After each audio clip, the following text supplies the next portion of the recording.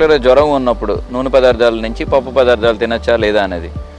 సాధారణమైన జ్వరాలు, సాధారణమైన విషయాలకి భోజనం చేయడం వల్ల ఇబ్బంది అవ్వడం కానీ మానేయడం వల్ల ఉపయోగం కానీ ఉండకపోవచ్చు.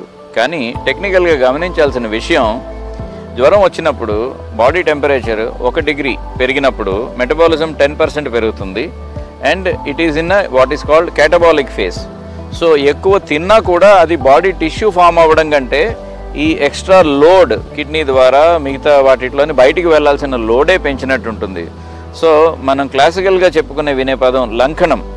సో ఆ జ్వరం ఉంటున్నంతసేపు unless someone is very weak, బాగా నీరసంగా ఉండి డిహైడ్రేషన్ కానీ ఉండి తట్టుకోలేకపోతే తప్పితే జ్వరం ఉన్న టైంలో హాఫ్ డే 1 డే 2 డేస్ కొంత భోజనం తగ్గించడం అనేది రికవరీకి పవర్ ఇచ్చినట్టే అవుతుంది.